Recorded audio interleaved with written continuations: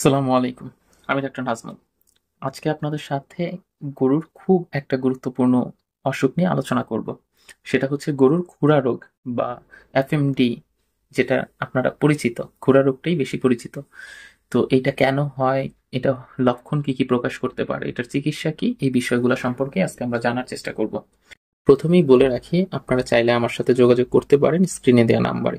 খুব স্বল্প খরচে মাত্র ৩০০ টাকা ভিজিট দিয়েই একটা খুব ভালো পরামর্শ আশা করি পাবেন, বা যে কোনো রোগের একটা ভালো চিকিৎসা আপনারা পাবেন। তো প্রথমেই চলুন আমরা জেনে নিই যে গরুর এই খুরা রোগটা কেন হয়।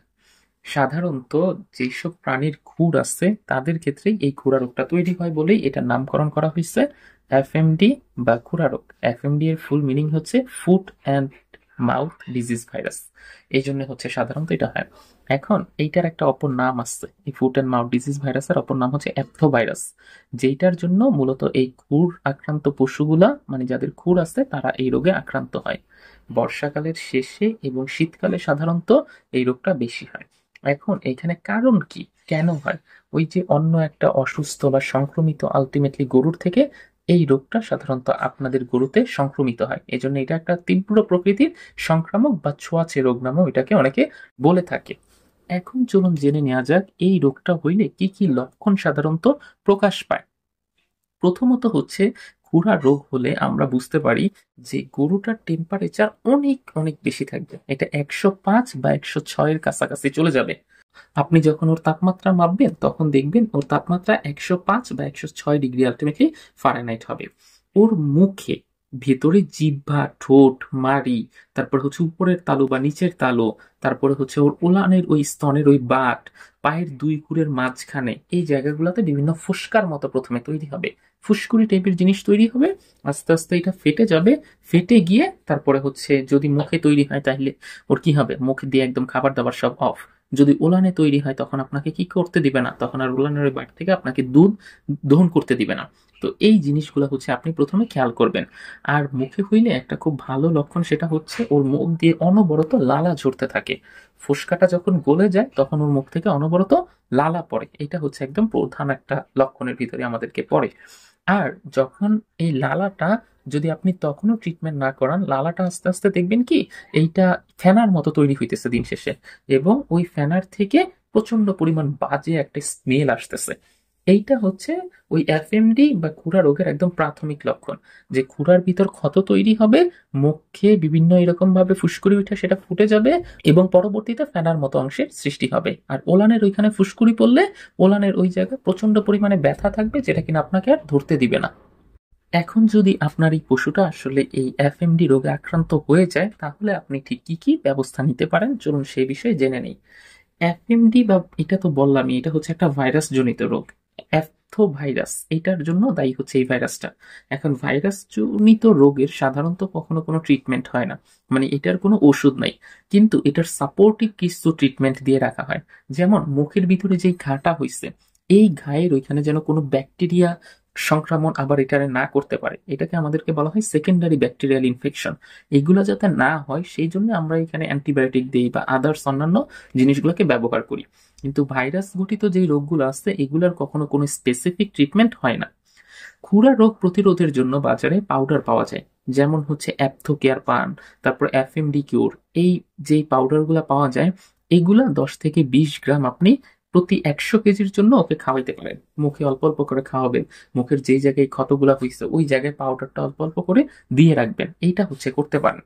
তারপরে আর কি করতে পারেন, যে পায়ের ওইখানে যে ক্ষতগুলা হইছে, পায়ের ওই ক্ষতগুলার ওই জায়গাটা সোডিয়াম হাইড্রোক্সাইড বা কপার সালফেট এই জিনিসগুলা দিয়ে সবসময় ধুয়ে দিতে পারেন, যাতে করে এই অঞ্চলটায় আর কখনো কোনো জিনিসের ক্ষতটা যাতে আর সামনের দিকে না যায়।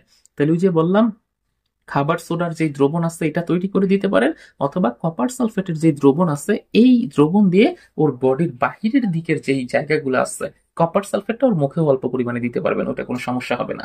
এটা পায়ের ওই অঞ্চলটা একটা কপার সালফেটের ধরেন দ্রবণ তৈরি করছেন, তৈরি করে ওই পাটাকে ওই দ্রবণের মধ্যে কিছুক্ষণ চুবাই রাখবেন।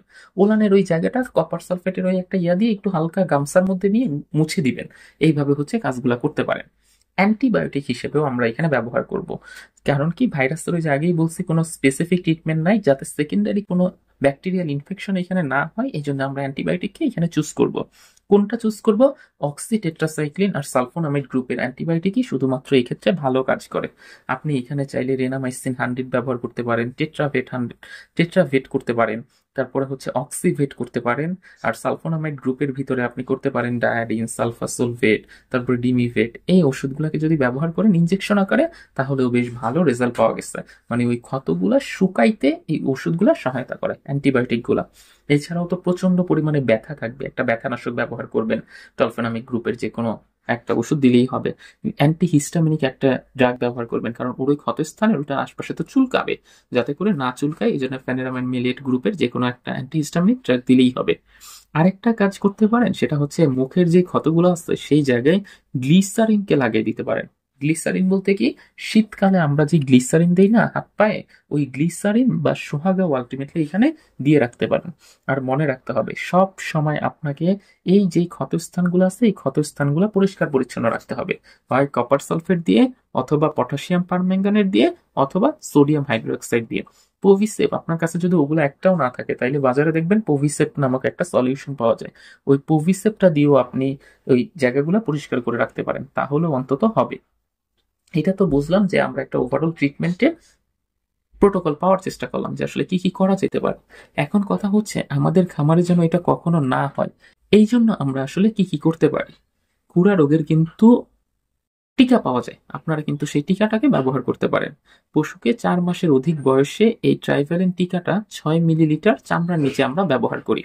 21 দিন পরে একটা বুস্টার ডোজ দেই, আর প্রতি 4 মাস পর পর সাধারণত এটাকে ব্যবহার করতে হয়। মানে একবার টিকা দিলে এটার মেয়াদ থাকে 4 মাস, তারপরে আপনাকে আবার ব্যবহার করতে হবে। এটা হচ্ছে বাজারে অ্যাপথোভ্যাক্স পিউর নামে মেবি পাওয়া যায়, এই নামে যদি আপনারা খোঁজ করেন তাহলে হচ্ছে পাবেন।